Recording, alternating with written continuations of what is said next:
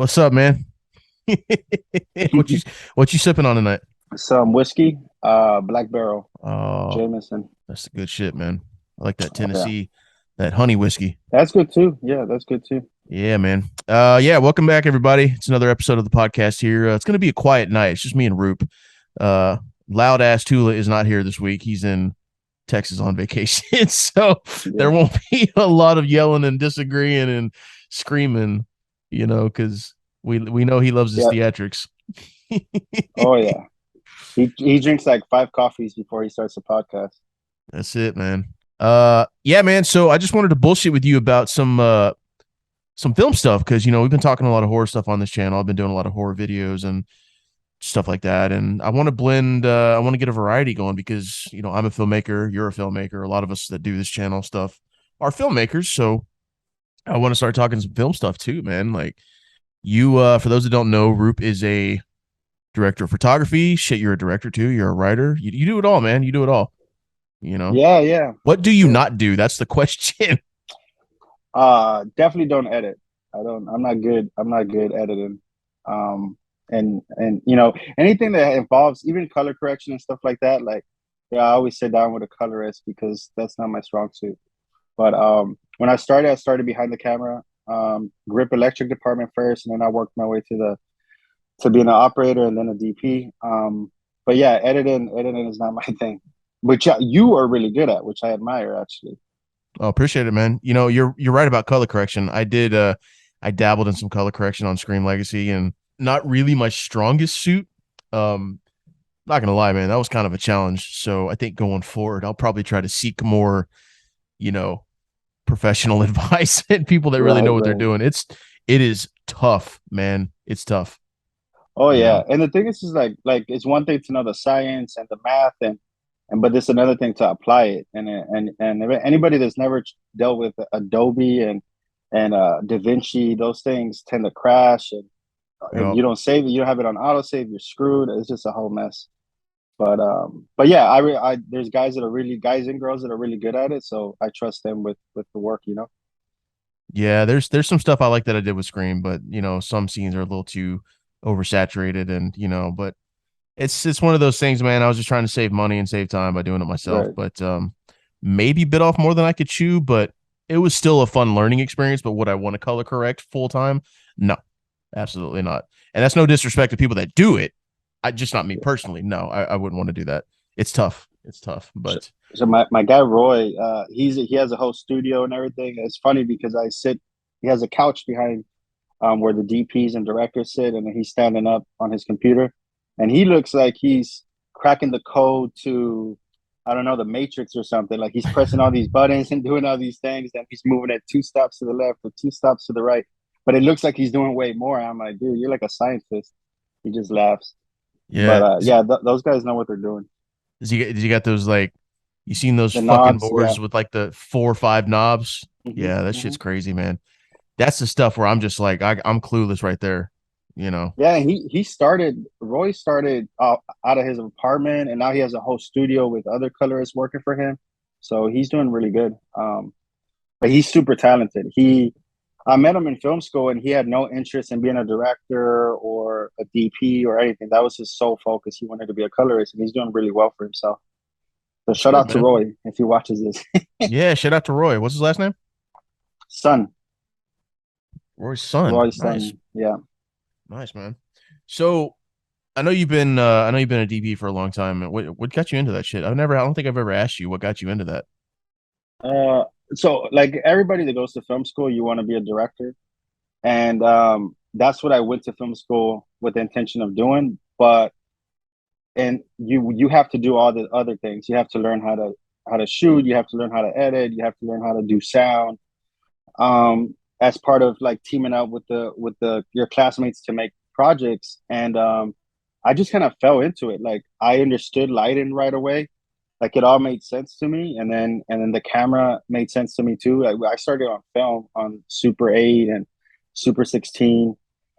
Um, Did you really? and That's then fucking cool, man. yeah, yeah, Holy man. shit. That's So my class is probably one of the last class to learn on film, and then we progressed to digital. Back then, the workhorse for digital was the 5D, the Canon 5D.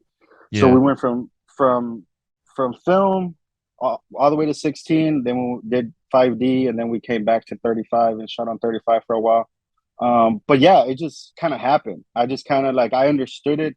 It was less subjectivity in my eyes. Like it's either properly exposed or it's not. You know what I mean? It's either lit in an interesting way or it's not. It's not really up to opinion. Where directing, it's very much all subjective. It's all like opinion based. And so I kind of like that about it, where it was something that I can learn, and then I can the way I'm creative is how I put all the tools together, as opposed to I have to come up with the tools. You know what I mean? Hmm. Um, yeah, and so I just started shooting my classmates' projects, and then word of mouth got out in school. They were like, "Hey, this guy he can shoot," and so then I started shooting other people's projects in other classes, and then I started working professionally. Um, so yeah, that's kind of how it happened. I didn't plan it out or anything. It's just kind of how it went. And then I kept saying I'm gonna get to directing my own stuff, get to directing my own stuff, but I was working so much as a DP that I just never did. Um, so now I'm kind of like taking a sabbatical from shooting. I'm still attached to shoot a couple of features at some point in the next like 12 to 18 months, but it's still in the early stages of development for those. So I'm just kind of wait and see approach. But yeah, I'm just focused on my projects that I want to direct, and so that's where I'm at right now. But yeah, I shot for 8 years nonstop, and then COVID happened, and that's when I took a step back. Damn. Yeah, I'm looking forward to I've known you for quite a while now, a few years, and I'm looking forward to seeing you in a different area, like to direct. I've seen some of your writing. It's pretty damn good. So I'm looking forward to seeing you like actually helm something, like seeing what you can come up with, man. So it's gonna Thanks, be a man. I lot of fun. appreciate it. Do you have any I know we talk about stuff in the group chats that we have all the time about, today's movies and stuff. Do you have any remarks as to the cinematography these days compared to the old days? I think that nowadays DPs are given more latitude to be creative. I feel like if you watch movies from certain eras, they all kind of look the same. Yeah. Like the big popcorn movies, they all kind of look the same. They all like clear eye light in the actor's eyes, like all this. Uh, the saturation is all the same. It just kind of looks the same, and that's kind of like what Marvel is falling into now. Like if you take a Yeah. shot from Ant-Man and you take a shot from Guardians of the Galaxy and you put them together, you won't be able to tell that they're two different movies. Hmm. So that's kind of like I'm kind of glad that other studios and other productions and indie films are kind of being creative, even shooting different aspect ratios. Like you see a lot of 4:3 now. You'll see the Academy aspect ratio. You'll see widescreen 16:9, and even in the same movie, which is awesome. Like I don't know if you saw this show. Oh man, Homecoming. Mm-mm. It's on Amazon Prime. Well, No, I this don't think I show have. is the guy that created it. I forget the dude's name, but he did Mr. Robot. I And have seen Mr. Robot. yeah, so same person. He did Mr. Robot, and in this show, he's switching between aspect ratios to denote flashbacks and current time. Oh And shit, it's that's really cool. cool, man. Yeah, it's really, really cool. And then at one point they merge, obviously, and he expands the aspect ratio to where it's supposed to be. And so those are tools that you can use to be creative. And so I think nowadays we are given filmmakers, DPs, and directors to use those tools much more. Producers are much more open to it, even black and white, right?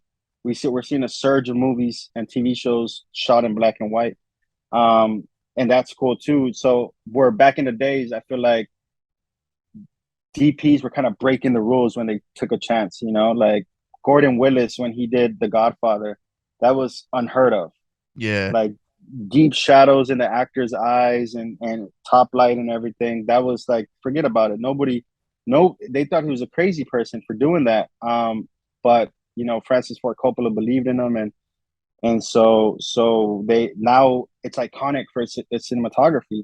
All three movies, even the third one, for as bad as it is for in most Hmm. people's eyes. Yeah. So I always feel like if you give filmmakers a chance, let them die on their sword. Like let them be creative, let them push the envelope, and I feel like we're doing a lot of that now. but not so much in the MCU, unfortunately. You know, Yeah, no, it's like so what do they do? Do they just bring him in? Kevin Feige's like, okay, so you're our DP for this movie. Just make it look like all the others. I mean, it's like what the fuck goes on there? it kind of feels that way, doesn't it? Like it's. Yeah. I mean, they all Yeah. shoot kind of like on the same cameras, right? They shoot on the RE, either Alexa LF or the 65, depends on how big the project is. And it all has the same color science, and it's all color graded kind of the same way, Yeah. and it's lit kind of the same way. And that's why when you watch a trailer like Black Panther, it's jarringly different immediately. Like you see Yeah. it and you're like, holy cow, that looks completely different than anything out in the MCU within the last few years. But that's because they're allowing the DP and the director Ryan Coogler to express themselves, and that's what film is, man. Film is it's like putting out an outfit before you go out, right? Like Yeah. it's a form of expression. It's you're telling the audience this is how I see the world, or this is how the world that I'm presenting is supposed to be seen. And I think when you allow filmmakers to do that, you'd be surprised how it'll be received. But yeah, I don't know. I think what happens is that they just shoot with all the same tools, and then they're like it has to kind of be lit a certain way, and they just end up all looking the same, being color graded the same way. It's unfortunate, but other places they've gotten better. Like a good example is Lucasfilm. The Star Wars movies, for everything that's wrong with Mm, the sequels or whatever, like they all look good. They all yeah. are shot Yeah. interestingly. Rogue One to me is one of the prettiest Star Wars movies out there. Regardless of my feelings towards, the sequel trilogy, Last Jedi, Rise of Skywalker, and even Force Awakens for that matter, all three of them just look the color grades, they look great. The sequels are shot on film too. For a lot of people that don't know, I'm pretty sure Rogue One is digital, but the three sequels of the Skywalker saga were all shot on film. Batman was Oof, another thing that looked really fucking good. oof. Really It's good. modern noir, man. It's Yeah, man. if you took a frame from that movie and you turned it black and white and you showed it to someone who doesn't know who it, whatever, like maybe uh Robert Pattinson is, and you just show him Mm, the picture, he would think it's a vintage film noir movie, because that's the way it was lit. It was lit that way. And they yeah. even did something cool where they shot on digital, but then they stitched it together with film, and so it gave it that extra texture. I'd heard something about Um, that. I think yeah, you might have been the, telling us that in the group chat a while back. yeah, maybe. But yeah, that's why it doesn't necessarily feel like film, but it doesn't feel like digital. It's kind of yeah, it's because they did that, so it has a little bit of that. Because there's a difference between noise and film grain, and you could tell the difference right away. Like if your image right now, like for instance, if I were to take a screenshot on the edges, you'll see some noise because the sensor's trying to capture the light that it's missing. That's a Mm, different look than if you were on 35 or 16, and you would have some grain. It's just not to sound pretentious, but the grain feels like it's alive, whereas as sure. noise just feels like static. Um, but yeah, so that's an example of a big blockbuster movie taking a chance and doing interesting things.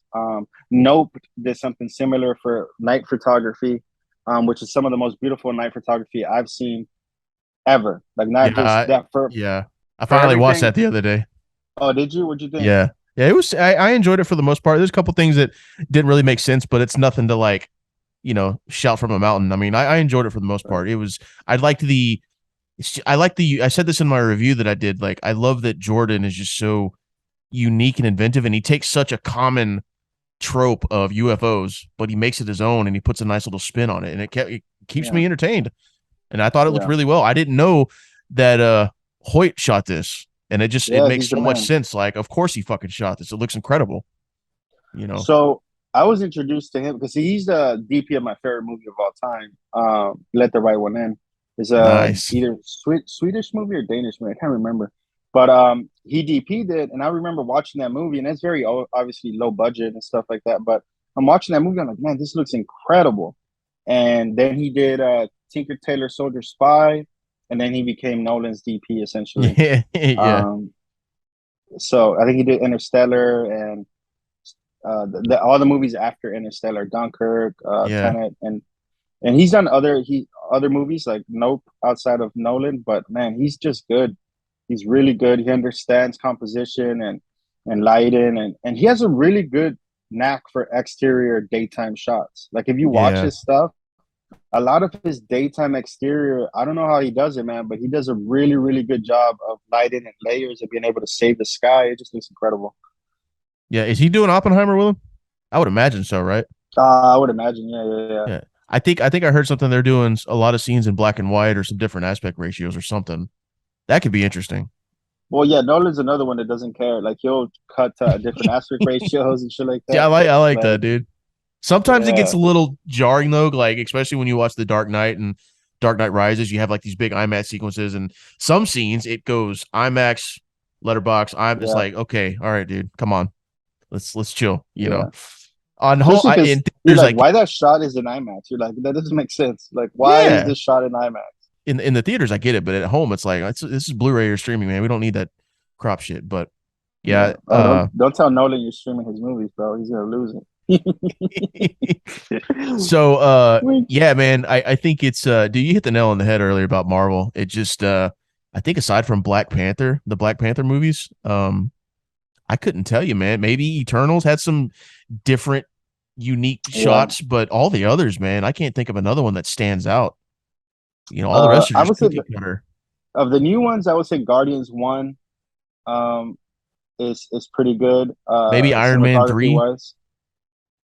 I was gonna say Iron Man One. I thought was really well shot. I don't Oh see. I yeah. only saw Iron Man Three like once or twice, so I don't really remember that movie too well because I didn't like it, you know. So, Yeah. but yeah, I feel like when they went from film to digital, um, it just kind they lost their way completely. Like Yeah. ever since then, like the from Phase Two, I want to say onward, is just after the Avengers, the first Avengers movie it's not good anymore. Objectively, it just doesn't. It looks mostly flat, you know. And Yeah, and it's all like bright lit. Yeah, every scene, almost every scene is yeah, like bright lit, you know, just bright lights like a yeah, fucking stage play or something, you know. right. And it's unfortunate because they have some of the most skilled technicians working on these movies. They could be Yeah. amazing, but unfortunately they don't. They're not putting the effort. I would say the Avengers, the Endgame and uh Infinity War. Infinity War, they were okay. They were better. They were a step in the right direction, at least from Civil War and whatever movies came before it. They were definitely in a step in the better direction. But now with the new stuff, they've kind of gone backwards, back to what they were doing before. And I'm just like, well, You forgot to say my favorite movie, Civil War, by the way. Just throw yeah, my that in favorite there. of all time. Yeah, yeah, There yeah. you go. Side note for all the people that don't know, he hates Civil War. So but that's a whole nother conversation. We'll have to talk about Mm, that one day. We got to dig into the MCU one day. So I'll make yeah. a note of that. But yeah, man. So I put a list of cinematographers that I like. Obviously, you probably know a lot more deep cut cinematographers than me. Some of my favorites, personally, in no particular order, uh, Emmanuel Lubezki, Oscar winner. Oh yeah. Obviously worked with Alejandro a lot. Uh, obviously, Sir Roger Deakins. He's one of the greatest. I mean, how could he Mm. not be? Hoyt, talked about Hoyt. Rachel Morrison, really loved Dope and Mudbound, and of course she did Black Panther. I wonder why she didn't come back for the second one, man. I thought she did really good with the first one. She's directed now. Is that what it Um, is? Okay. I think that's what it is. I'm sure you know the name, but I don't know the name off the top of my head. Whoever's DP in the new Black Panther, that trailer, like, bro, when I look at that trailer, it does not look like an MCU film to me at all, by No, any no, means. yeah. That's the thing, It's man. it's kind of refreshing, honestly. It's refreshing. Yeah. Like, holy It's like they're shit, dude. doing the simple things, dude, that you learn in film school. You shoot at, you know, in the morning or in the evening. You know, avoid the middle of the day. You want to shoot with the sun on the other side of the actors. Like all these things that you just are basic things, but the MCU for some ungodly reason doesn't want to do it. Like they'll shoot, like everybody talks about in Civil War the fight sequence in the airport, and all I see is a flat sequence. That's all I see when I see that Yeah, sequence. It's like, yeah, yeah, did it have some like to take a term from wrestling, some fun spots? Sure. But ultimately, like if you would have shot that stuff at happy hour. At yeah, magic hour, you know, it's now you have something, you know, or you shoot it at night. Like with some cool lighting around. Like now you're getting more dynamic, but they literally take the path of least resistance. Shoot Yeah. when when it's completely flat and go from there. And I'm just like, I don't know. Maybe they know something I don't, obviously, but it just to me, I don't. Because look at the DC movies. For all their faults, they look good. Yeah, they do. They look like they're shot by a DP and directed by a director who has something to say. In these MCU BVS is probably movies, the best looking one, and Man of oof, Steel. oh my goodness, man. Yeah, Oh like yeah, and it's on film.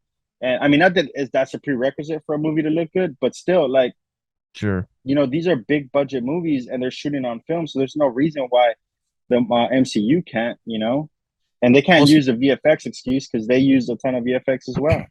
well, see, dude, with Marvel, it's like it's too much VFX. Like I was watching the Hmm. behind the scenes of No Way Home, Spider Man, and there's a shot where Peter goes to Doctor Strange's building. Literally, the doorway was the only thing they built. Everything else was digital, all outside the buildings, like the streets, the sidewalks, the leaves. Like, where's the practicality, man? There's no Yeah, practicality in the MCU anymore for a lot of these movies. no, It's fake. Like no. even Flash Thompson, there's a scene where he's inside it's like a little mixer, when he's talking to Peter on the phone. They shot that motherfucker by himself on a blue screen and superimposed him. It's like, I love the MCU, man, but a lot of it is just so fake, and the VFX are just insane anymore, man.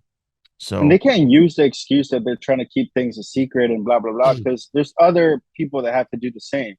There's other yeah, companies that have to keep things a secret and they still shoot on location. Like, I don't know what it is. Like, maybe yeah. one day I run into Kevin Feige at the airport or something, and we just have a beer. I'm like, dude, what is going on? Maybe he can tell me, but I just don't know, man. It doesn't make sense because I'm watching Star Wars be creative with the way they shoot things. I'm watching DC be creative with the way they shoot things. All these big franchises, and yet Marvel is they're shooting it like TV is what they're doing, honestly. Yeah, yeah. And That's what even it seems TV like. now, some of it looks way better, I thought than Mrs. Marvel movies. Marvel. I thought Mrs. Marvel looked better than some of the movies. Really, I haven't seen that yet. I have to check it out. Great show, man. You really should. But yeah, man. It's a few other DPs I got on my list here. Dean Cundy, obviously, classic. Mm-hmm. Halloween, Jurassic Park, The Thing, one of the greatest horror films of all time. I'll fight anybody over that. And then Back to the Future, obviously. Claudio Oh yeah. Miranda, I really dig Mm-hmm. his work. He actually shot Top Gun Maverick. I didn't know that until I was Did looking up his filmography. Like, holy shit. he? And then Wally Pfister, Nolan's guy before Hoyt came in, shot some of Yeah. his best movies. And then the last one is Janusz Kaminski, longtime Oh, of Spielberg collaborator. course. Yeah. Love him, dude. But Yeah. those are ones that stand out to me, And like I said, there's other movies out there that I really love and I think are very beautiful, but I can't remember the names of the DPs. It'd probably take me days to like do all that work. But Right. uh, what are some of your favorites, man? Well, I have all those guys on my favorite DPs list for sure, but I would add I figured a few of them would. yeah. What's funny is that one to play a prank on me one time, my second AC wrote on the slate, he wrote Rupert Deakins instead of Rupert Sanchez. And I thought it was That's funny, a but it was commitment, like, or that's a yeah, compliment, man. that's Shit. what I said. Like, I was like, you think you're shitting on me, but you're complimenting me. He's like, no, no, Yeah. no, it's meant as a compliment. Oh, But okay. yeah, Roger Deakins is one of my favorite DPs. Him, I mean, to me, it's him and Lubeski at the very top, and then there's a good sizable gap, and then there's everybody else. And not to like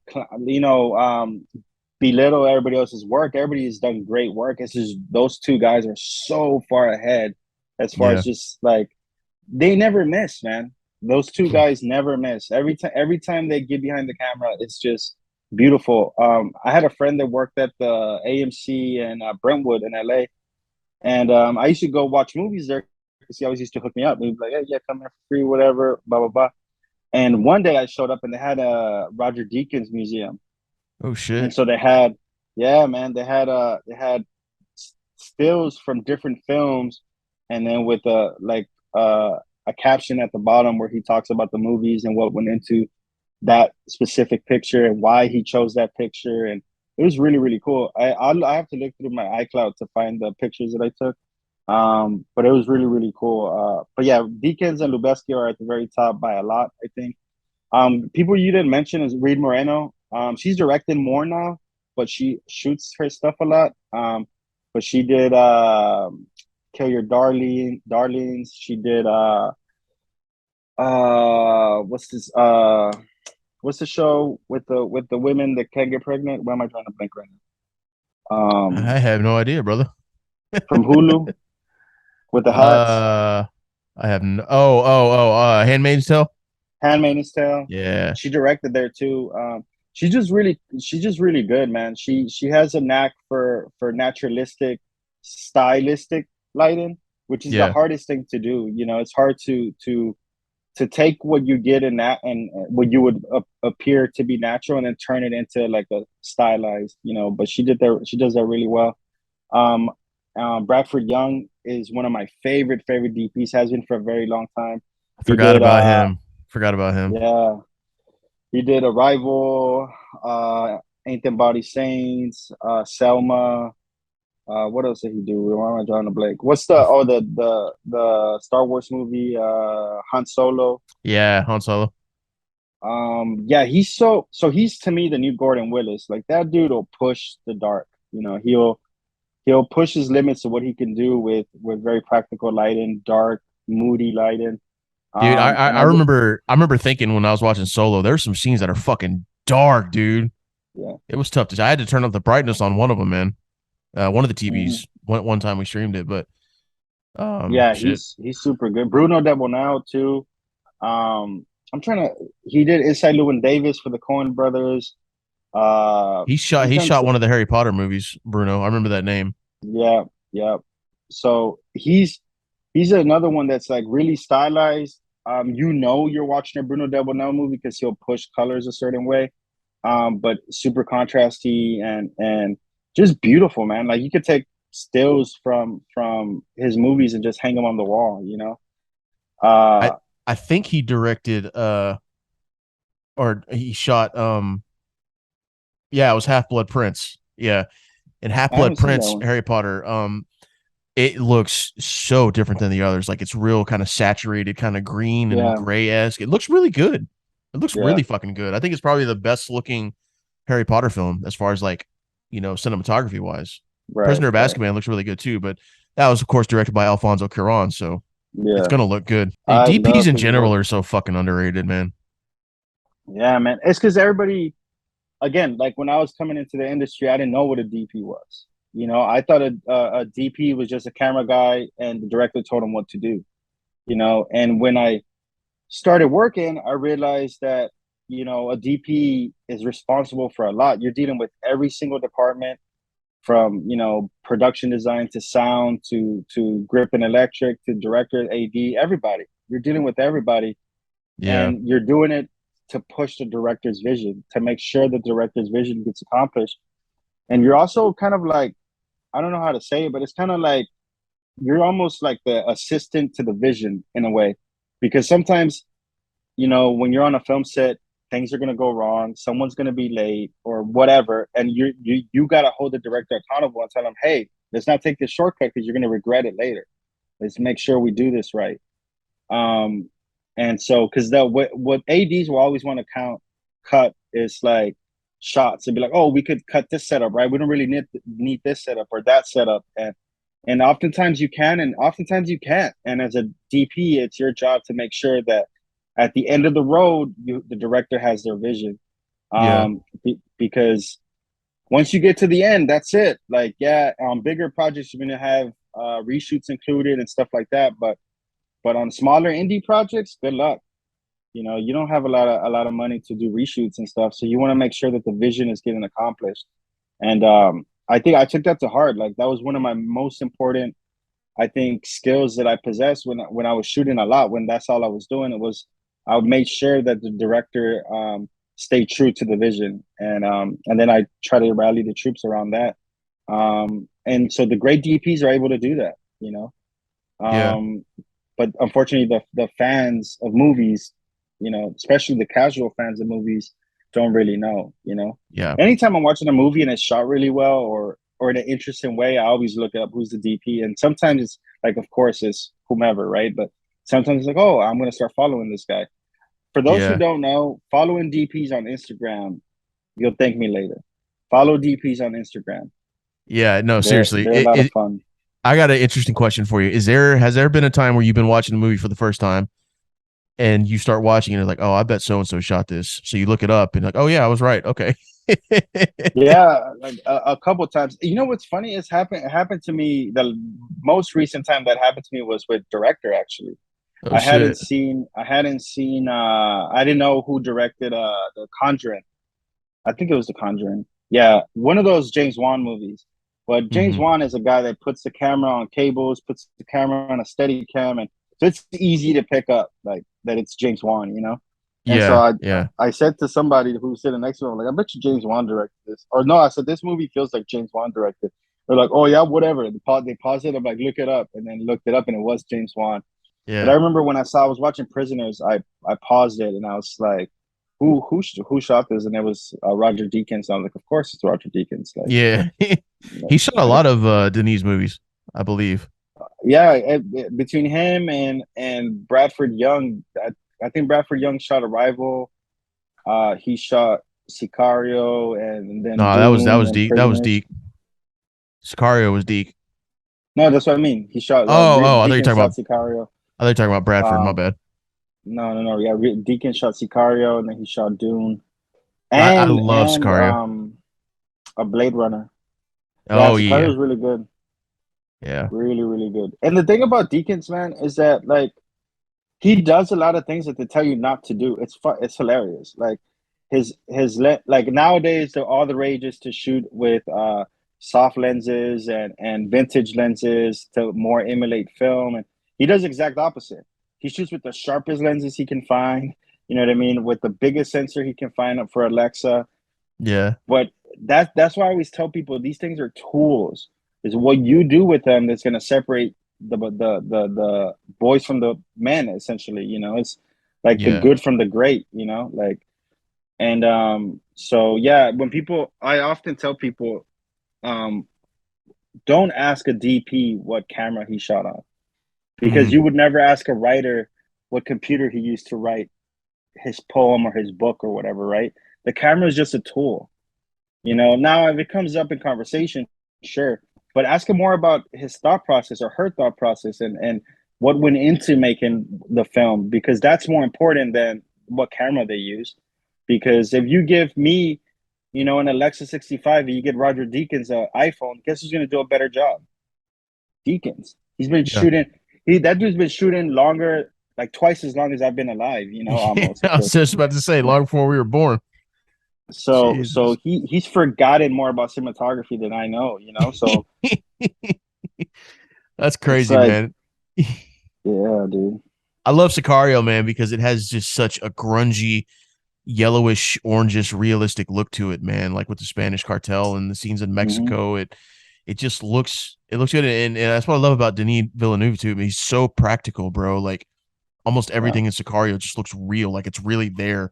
The sets are real, the landscape is it's because real. it is. Yes, Yeah, man, actually shooting there. Yeah, I'm a huge fucking practical guy, man. Love it. Like me as a director, I'm the type of guy that even if I had the big budget, even if I had the money, if I'm doing a car scene, I'll do what I can to get car mounts and camera rigs. I want them to actually be yeah, driving, or you know you could have it on a trailer and a professional driver can be pulling the car, whatever. But as long as they're outside in the elements, you know you can see the yeah, real trees and landscape going across the windows. Just I yeah. love the realism. I don't like it. Drives me crazy, dude. I can always see when I watch a TV show or a movie. It's like, oh, yep, they're driving. They're driving in a green screen. Green screen. Their windows are Oh green yeah, screen. You can easily tell, man.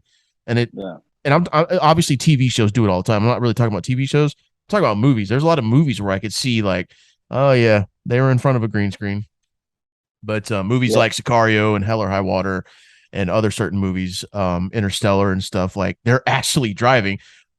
They're could be on a trailer being pulled, whatever, but they're actually Right. out there. Actually out there. It looks real, but that's the type of guy I Yeah. am, and I want to be like, Yeah, and the audience picks up on it, man. Like you don't even have to be like a filmmaker, you know, to pick up on it. Like yeah, I've had friends and family tell me like, "Oh, this." They can't really pinpoint it, but they're like, "This looks kind of weird," and it's just it like, "Oh, looks it's because off. yeah, Yeah. yeah, it looks off." you know, and because because it's on a green screen, Yeah. or it's whatever. And so like for me, like I think we should just enhance what we have available to us, not just, you know, give the keys to the kingdom to the VFX artists essentially. Like I Yeah. think we all work as a team. We do the best we can on set, and then we pass the keys to the post, with editing and VFX. But I don't know. I feel like too often we're just not doing, like, you know what I mean. We're giving everything to VFX, and by we I mean the big budget movies. Yeah. Um, They are and overworking so, them guys too, man. dude, Anyways, man, it's been a lot of fun, dude. Thanks for doing this with me. It's been cool yeah, to of shoot the course, shit man. with you. Anytime. We'll do some more. We'll do some more filmmaking related Yeah, shit. I like this style. So, anyways, yeah, let us know what you think about DP cinematographers, some of your favorites, some of your favorite movies, all that good shit. And yeah, we'll see y'all later. We're out.